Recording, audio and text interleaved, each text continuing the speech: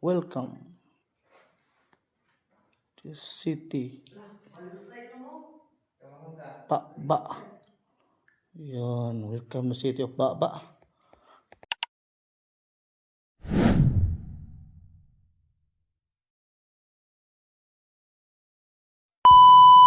Alright mga Karimax, another day, another cave to explore. Di anak ko no ilangob po dia mo anhaw dia. Nasa sitio tayo ng Lamdas at bibisitahin natin yung Baba Cave nila. So kailangan nating mag-coordinate dito sa lugar para safe tayong pumasok sa cave. Yan po yung trail papunta doon sa cave. Ano mga talang? Ang buli nga karaan. Magmalatay. No.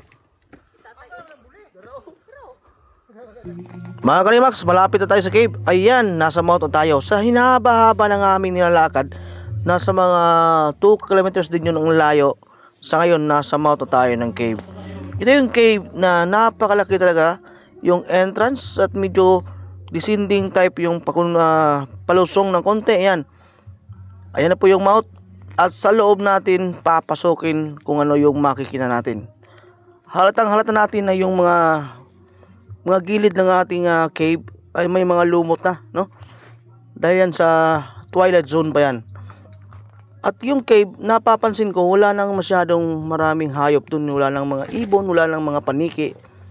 Siguro nauubos na ito ng mga tao dati or ano kaya ang dahilan to. Ayan yung kasama namin sa unahan. Sila yung nangunguna sa exploration at tayo ay nasa sweeper lang. Yun po yung mouth, makikita natin sa labas. Ayan.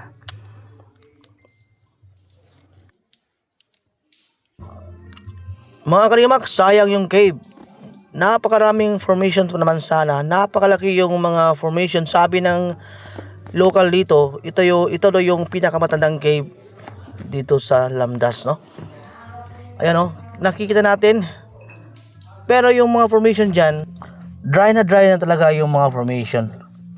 Parang mag-a-active lang siya kung pag umuulan. Wala nang masyadong mga stalactite na buhay, stalagmite na buhay. At napansin ko kanina sa entrance, may isang bakas ng pagmimina doon. Parang treasure to. Siguro yun din ang dahilan kaya nasira kasi yung mga tao dati dito pumapasok, wala pang kaalaman tungkol sa cave. Upuan, no? Ng hari, no? Tingnan natin. Oh, wow. Uy, para pala siyang isang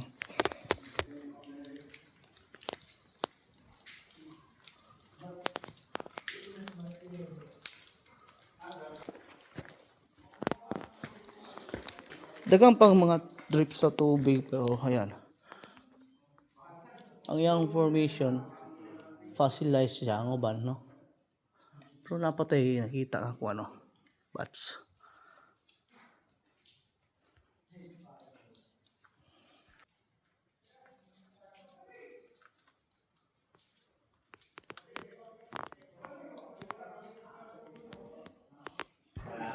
Ayan mga Karimax, may nakita tayong parang paa ng kabayo dito sa loob. Pero yan, klarong-klaro yan, that is a stalactite. Halatang pinutol yan ng mga tao. Ayan, kawawa May yung pangalan sa formation. sa cave. Ayan Sige lang at wala na tayong magagawa nito. At dito mas loob may vandals, when basahin natin. Welcome the city Baba. Ayan, welcome. So, baka syudad to dati, mga Karimax. So, dati yan, maganda yan, kung di lang yan na dry. Ayun na po yung palabas, maliit na butas dyan. Diyan tayo dadaan. At sa unahan, nandun na yung nasa harapan nito yung Kabugan Cave at hindi na namin yan pupuntahan kasi kinakapos kami sa oras. Maganda sana yung mga formation sa loob. Ayan. Dito tayo dadaan yan. Maliit yung kanyang entrance. Kasyang-kasya lang tayo dyan.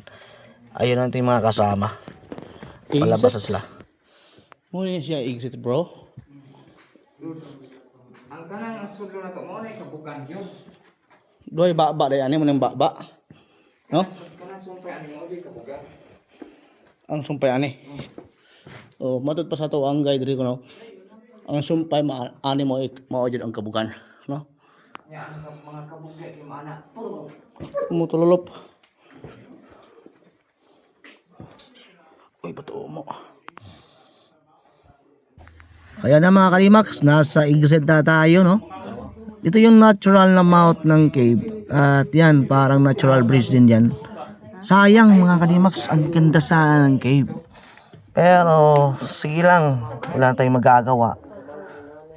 At siguro sa mga dating naninirahan dito sa paligid nito, siguro laging pinapasok. At siguro ginagawa na rin silang nilang tahanan to dati. Kaya naging ganyan yung ating mga formation. At wala natin magagawa nito. At babalik na kami sa aming daanan. Kasi andun yung mga gamit ng iba. At lilipat na tayo sa kabilang pupuntahan natin. Ayan na natin mga kasama. Palabas na sila. Oh, nakikita nyo naman, oh. Ang laki sa loob ng cave.